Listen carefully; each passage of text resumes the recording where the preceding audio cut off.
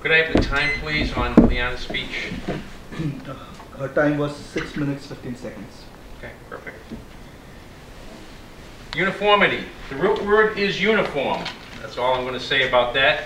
I think we get the picture. Did we get to know Leanna? I believe so. While she recognized the importance of career, she really recognized the importance, the real importance of what motivates her is family, happiness, and helping others. What did we learn about Leanna? That there are significant influences in her life, things that were very important to her. First was her mom, and the challenges of being a single mom and the determination that her mother had to provide for her.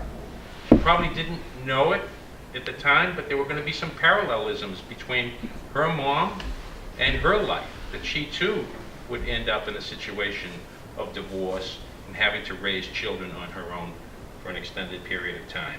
But she didn't let that detract her, like her mom, from getting her education so that she could do the most important thing to her, which was to provide for her family.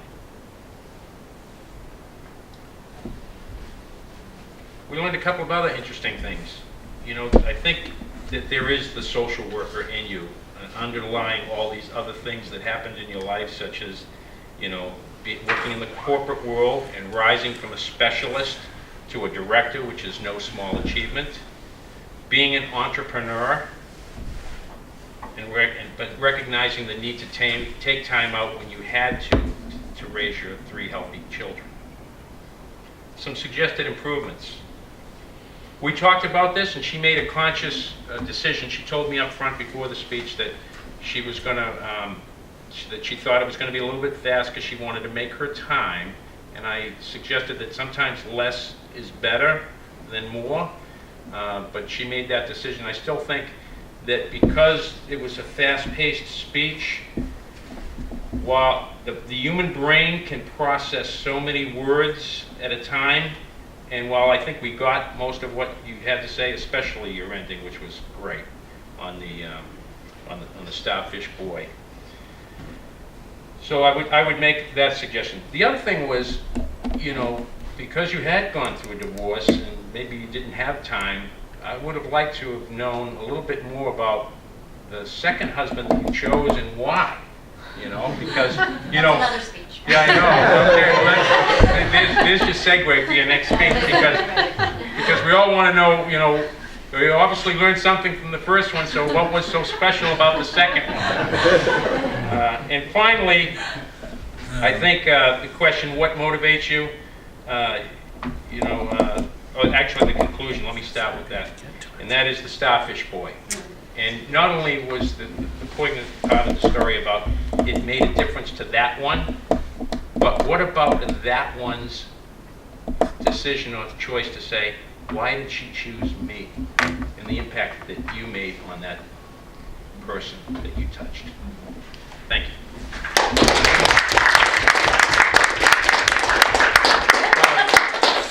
What do I got to give you back? Nothing. Well, you might My have to handshake. You might have to come on. Have some of your stuff? Okay. What do I got? Yeah. Right there? Thanks. So then, all right. Okay, and the next person is going to be Arthur Fox, and he's going to be evaluating Rob.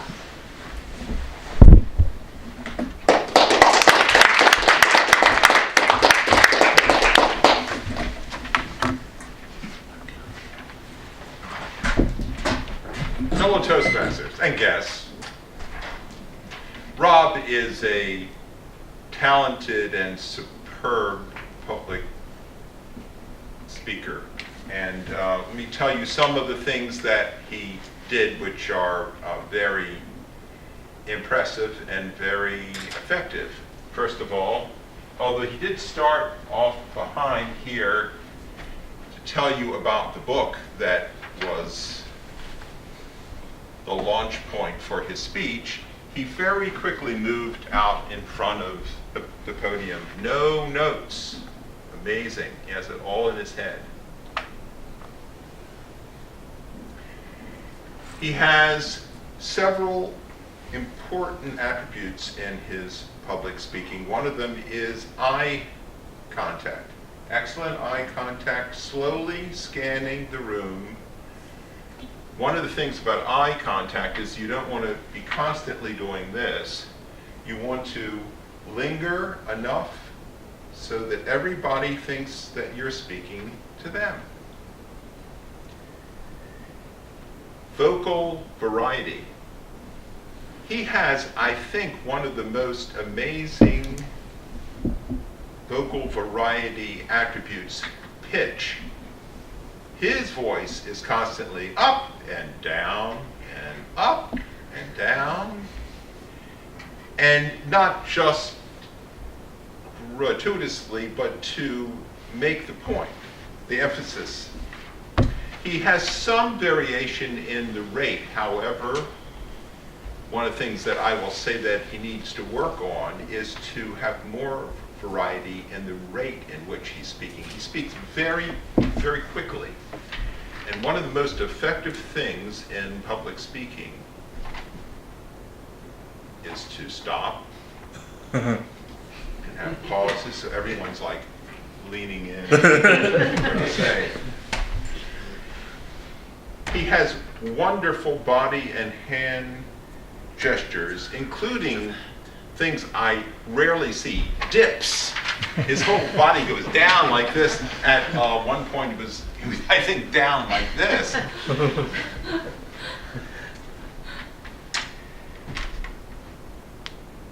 One of the things I want you to work on, and this is really important in vocal variety, is volume. You have almost a constant, loud voice, and you need to vary it so people, again, will lean in to hear what you're saying.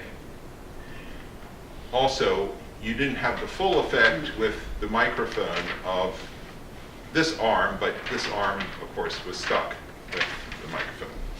Finally, great improvised end to the speech. He saw the red thing come up and he said, what did you say? Stop. Red Yes, stop eating red meat. eating animal food.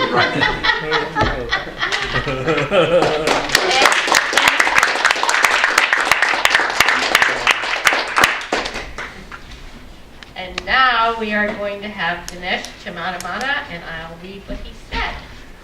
I think I put it at the end. That's right, thanks. Dinesh said, one way to reduce violence is to adapt the universal philosophy of life. Reasoning would work. All right, thanks, Dinesh. Eileen. As far as the word of the day is concerned, I felt that Liana and Rich, who is not here, tried to use it, but all others, I guess, uniformly ignored the word of the day. In terms of the speech clarity, I think most of the speakers spoke well. Nothing much to report here. Harvey was very clean. Rich was clean. Liana had one or two. Bob Avalone had a few space fillers. Mark, you had a few ums. If you watch the video, you would notice it. Yeah. Liam had one or two. Jen was very clean. Rich, during the evaluation, had a few. Everybody else is clean. Thank you. Thank you, Dinesh.